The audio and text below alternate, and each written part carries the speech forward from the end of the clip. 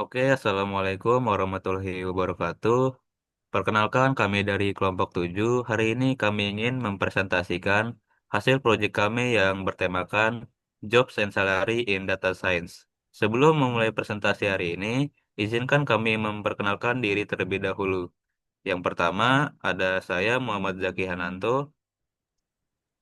Saya Fakri Arfiansyah. Nama saya Muhammad Ferdiansyah. Saya Rifa Farezi. Nama saya Rafadian Ramolana.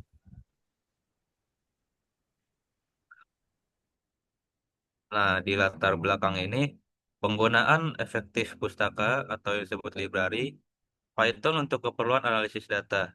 Pemanfaatan pustaka Python untuk visualisasi data guna menyajikan temuan secara lebih mudah dipahami.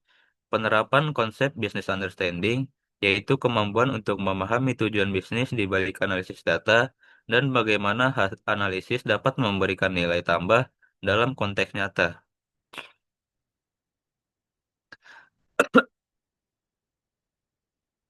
Lanjut, lanjut Pak.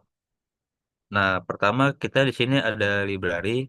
Kita import Pandas sebagai PD, lalu kita mengimport NumPy as NP, lalu kita mengimport Matplotlib titik pilot as PLT, lalu kita mengimport Seaborn as SNS.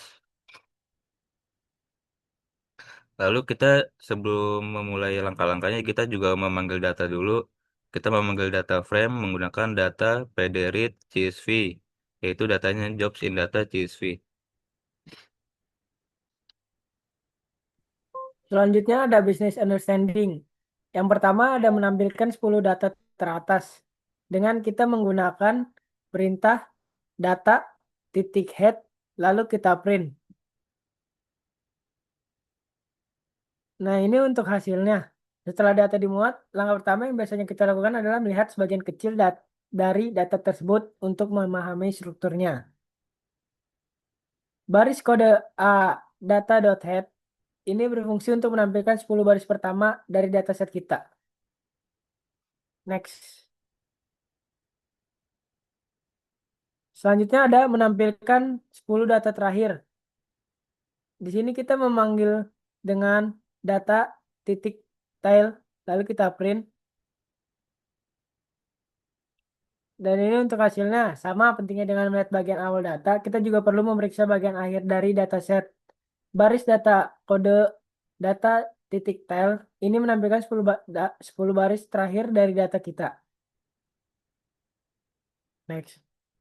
Selanjutnya ada melihat informasi struktur dataset termasuk tipe data setiap kolom dengan memanggil kode data titik info lalu kita print.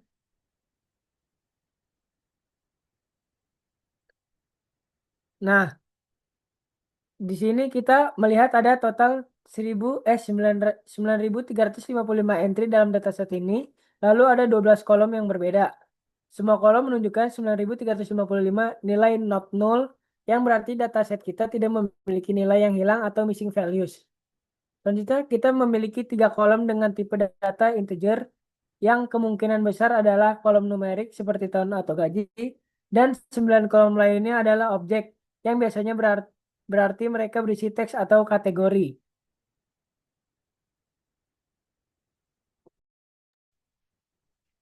Lalu di sini ada data preparation untuk cek duplikasi data non-unique.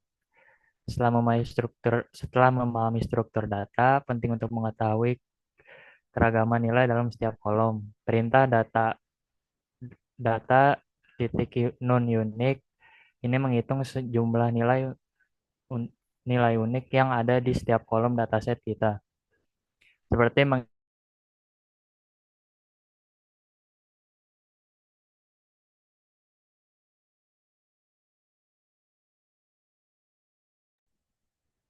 Wah, dikat ini. Kata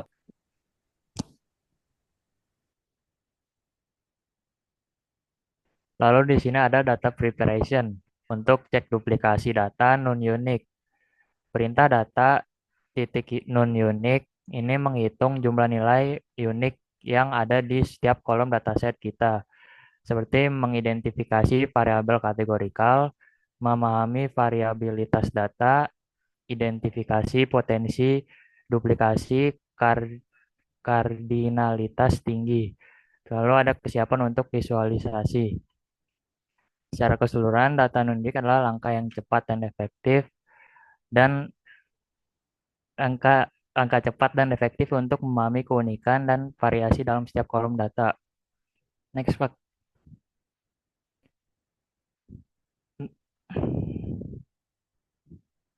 Lalu ada bagaimana cara mengecek missing value nilai kosong untuk data untuk seluruh dataset. Setelah memeriksa jumlah nilai unik, kita perlu secara eksplisit memeriksa keberadaan data yang hilang, yang seringkali dapat memengaruhi data analisis kita. Baris kode E sama dengan data titik is null. Ini menghasilkan data frame boolean, di mana true menunjukkan adanya nilai yang hilang. Se- seperti yang terlihat pada gambar, dalam kasus ini semua nilai adalah false, yang mengindikasikan bahwa tidak ada nilai yang hilang di dataset ini. Next. Lalu total missing value per kolom dalam dataset.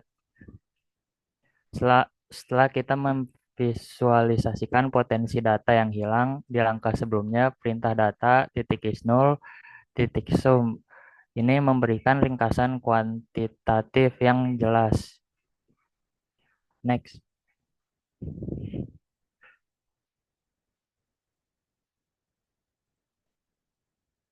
Lalu kita menambahkan kolom baru salary gap yang menghitung selisih antara gaji dalam USD dan gaji lokal. Output yang Anda lihat di sini adalah hasil dari perhitungan kolom baru. Ini menunjukkan kolom baru salary gap yang telah berhasil ditambahkan ke dataset. Sebagian besar nilai menunjukkan 0. Next, Pak. Lalu melihat kategori pekerjaan unik dan jumlahnya. Untuk memahami jenis pekerjaan yang ada di dataset, kita menganalisa kolom job kategori. Kode ini pertama-tama mengidentifikasi semua nilai unik yang ada di kolom job kategori dan kemudian menghitung jumlah kategori unik tersebut. Output yang ditampilkan yaitu data engineering, data arsitektur, dan modeling, data science, dan research, machine learning, dan AI data analysis, leadership, dan manajemen, by and visualization, data quality dan operation, data management dan strategi, cloud and database. Dan angka 10 menunjukkan bahwa ada 10 kategori yang ruang lingkup karir yang tercangkup dalam data, mulai dari rekayasa data hingga ilmu data, analisis, hingga peran kepemimpinan.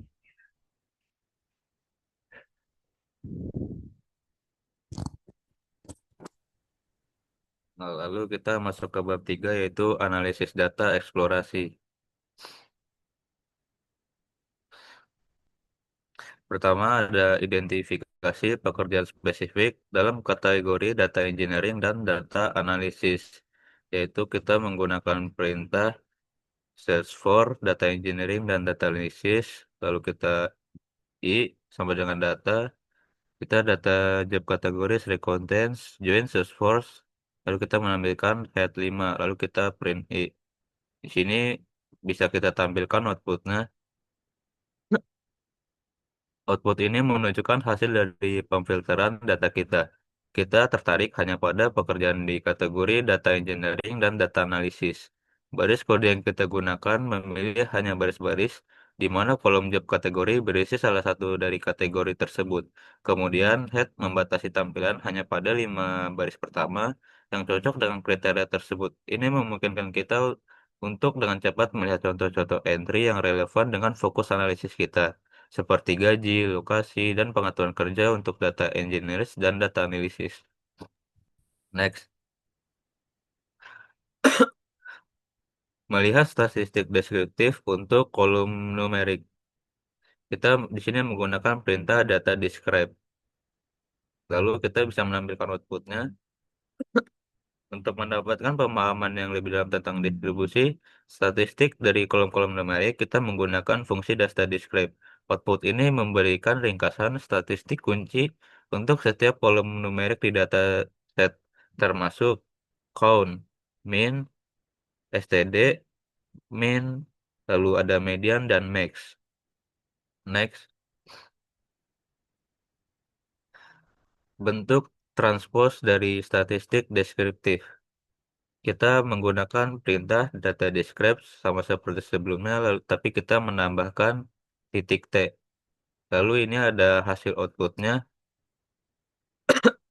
Transpose, transpose memutar baris menjadi kolom dan sebaliknya, agar output lebih mudah dibaca, terutama saat ditampilkan. Next, statistik deskriptif untuk semua kolom termasuk non-numerik. Di sini kita menggunakan perintah data describe include sama dengan al titik T. Lalu kita bisa menampilkan outputnya. Untuk mendapatkan gambaran statistik yang paling lengkap dari dataset kita, termasuk kolom numerik dan kategorikal, kita menggunakan fungsi data describe include alt. Penambahan include all memastikan bahwa ringkasan statistik mencakup semua tipe data, tidak hanya numerik. Sementara titik T digunakan untuk melakukan transpose, memutar baris menjadi kolom dan sebaliknya, agar output lebih mudah dibaca, terutama saat ditampilkan dalam presentasi. Seperti yang bisa kita lihat pada output ini. Untuk kolom numerik, misalnya work year, salary, salary investor, lalu salary gap. Untuk kolom kategorikal, misalnya job title, job kategori, salary, currency, employee relation, dan lain-lain. Next, tipe data untuk setiap kolom dataset. Di sini kita menggunakan perintah data di types. Lalu kita bisa menampilkan outputnya.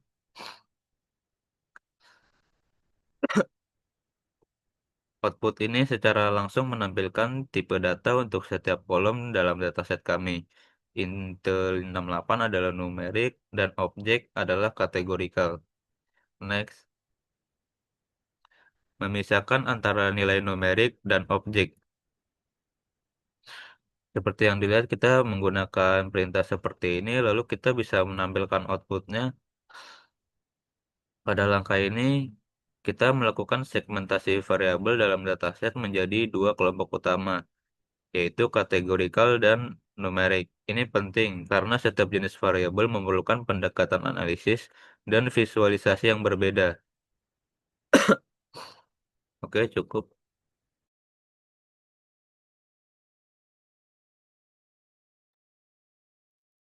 Oke, di sini saya akan menampilkan visualisasi data tentang data numerik. Dan di sini ada kodenya. Selanjutnya di sini ada data work year, yang di mana visualisasi work year ini menunjukkan distribusi yang miring ke kiri atau negatif dengan nilai squareness minus 40 minus titik 43. Ini berarti sebagian besar data work year terkumpul di sisi kanan tahun-tahun yang lebih baru dengan ekor yang lebih panjang ke arah kiri, tahun yang lebih lama, seperti yang terlihat jelas pada histogram. Selanjutnya ada salary, visualisasi salary ini menunjukkan distribusi yang miring ke kanan, positif, dengan nilai squareness-nya 0,58. Ini berarti sebagian besar gaji cenderung berada di sisi kiri. Dari rata-rata, dengan ekor distribusi yang memanjang ke arah gaji yang lebih tinggi. Histogram dengan jelas menunjukkan ini, di mana frekuensi tertinggi berada di rentang gaji yang lebih rendah, dan kemudian perlahan menurun seiring dengan peningkatan gaji. Selanjutnya ada salary in USD, yang di mana menunjukkan distribusi yang miring ke kanan atau positif, dengan nilai squareness 0,62. Ini menunjukkan bahwa mayoritas gaji dalam USD cenderung berada di sisi kiri, nilai yang lebih rendah dari rata-rata dengan ekor distribusi yang memanjang ke arah gaji yang lebih tinggi. Histogram menunjukkan frekuensi tertinggi pada rentang gaji yang lebih rendah, yang kemudian menurun seiring peningkatan gaji. Dan di sisi kanan ada salary gap. Ini menunjukkan distribusi yang sangat miring ke kiri atau negatif, dengan nilai skewness minus 17,26. Hal ini menunjukkan oleh batang yang sangat tinggi di sekitar 0 dan kemudian ekor yang sangat panjang dan tipis ke arah nilai negatif. Ini berarti sebagian besar salary gap adalah 0. Gaji asli dan gaji dalam USD sama, tetapi ada beberapa kasus di mana gaji dalam USD jauh lebih rendah daripada gaji aslinya, menciptakan ekor panjang di sisi negatif.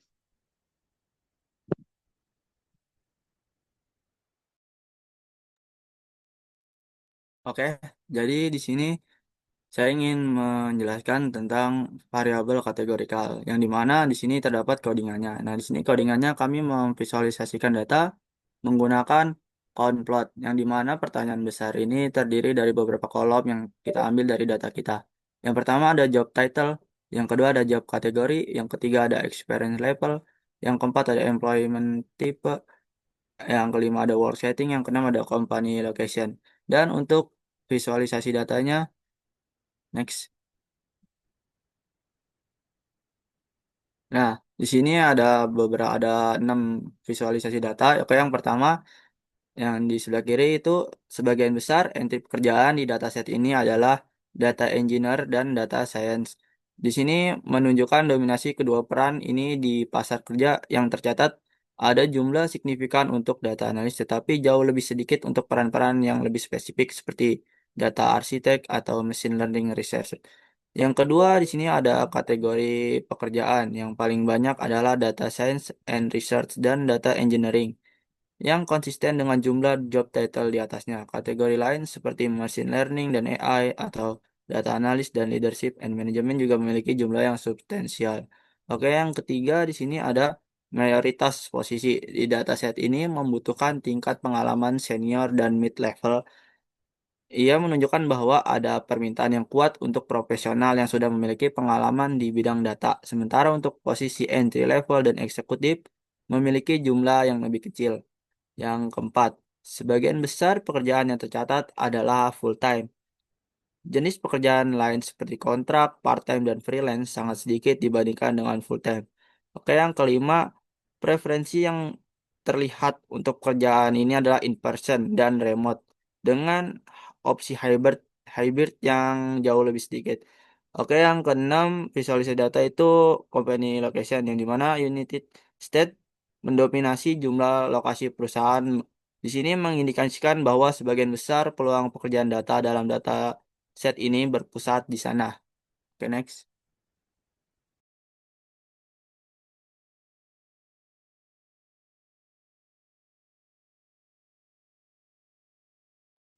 Selanjutnya, yang terakhir ada kesimpulan. Sebagian besar posisi pekerjaan dalam dataset adalah full-time dengan tingkat pengalaman senior mendominasi data. Kategori pekerjaannya data science and research memiliki jumlah terbanyak.